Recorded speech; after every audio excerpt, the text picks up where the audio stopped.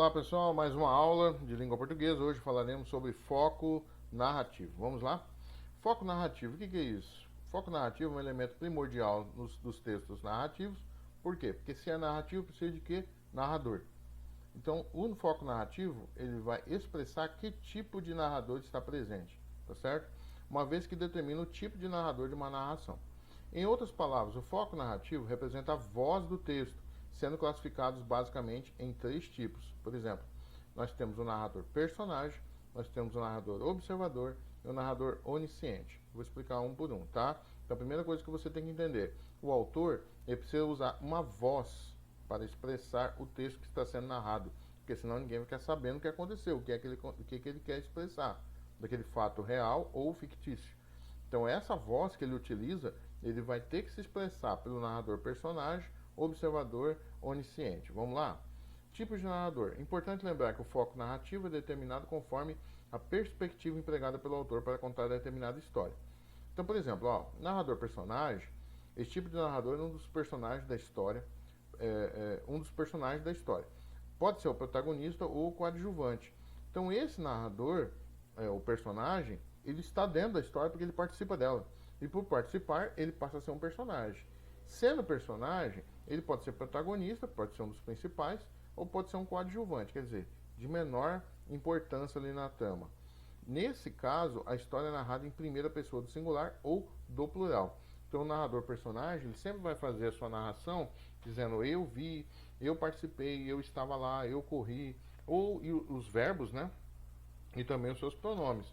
É o meu pai, o meu amigo, o meu irmão, o meu cachorro, minha casa, e ele vai usar também os pronomes sempre em primeira pessoa. Se for o nós, porque às vezes pode acontecer ele fazer uma narração em primeira do plural, então eles vão dizer nossas amigas, nossos amigos, que ele vai usar várias vozes para fazer a narração, mas sempre todos participando da história.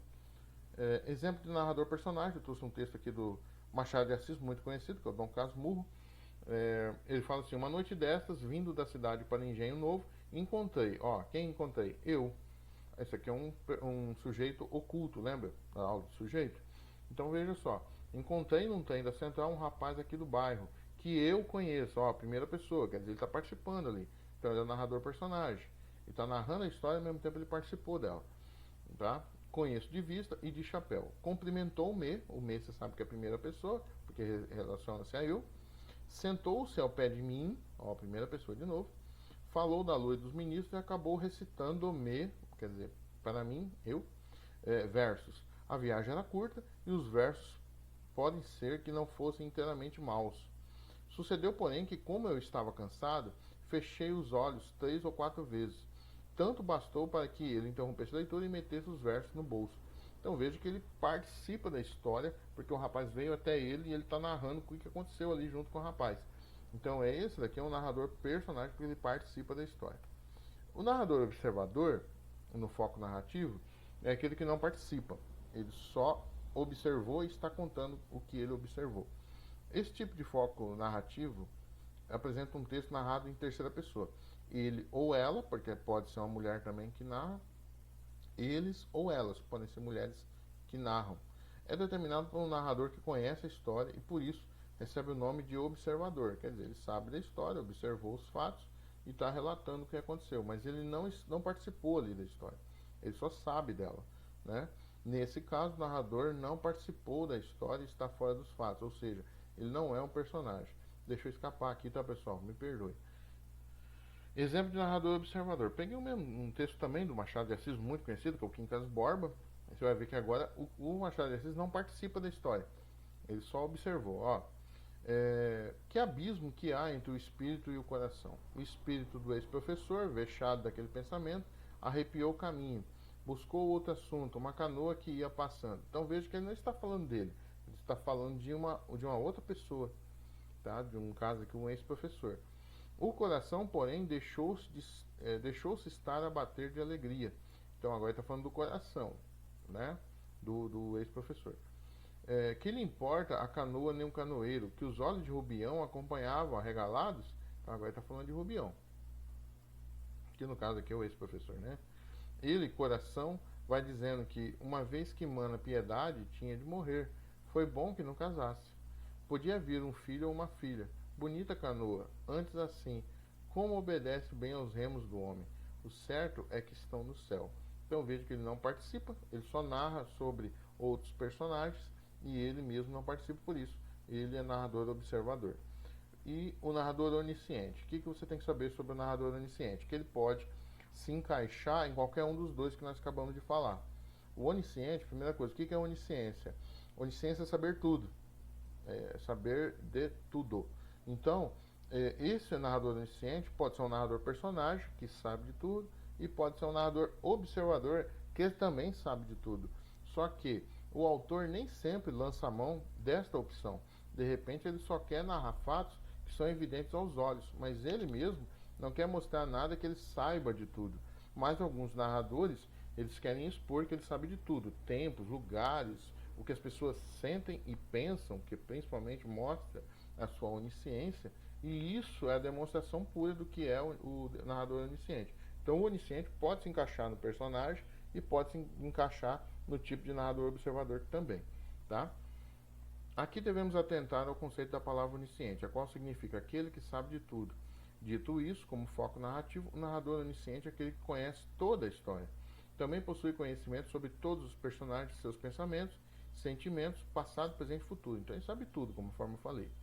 Pode ser narrado tanto em primeira pessoa, narrador personagem, né, quando apresenta o pensamento dos personagens, como em terceira pessoa, que aí é o narrador observador. Então ele sabe de tudo, mas pode fazer essa alternância.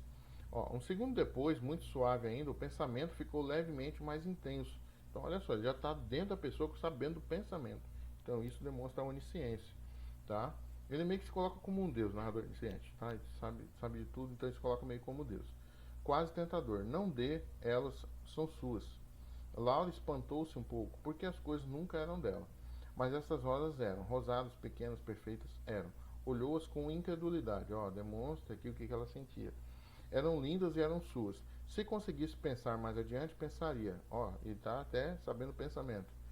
Suas como nada até agora tinha sido. Esse texto aqui é da Clarice Lispector, que é a imitação da rosa. Então veja que também aqui é um exemplo de onisciente. Ele sabe o que a pessoa sente, o que ela pensa, e aí demonstra a onisciência. Tá? Estrutura de elementos da narrativa. Você tem aqui a estrutura básica do texto narrativo, que é apresentação, desenvolvimento, clímax e desfecho.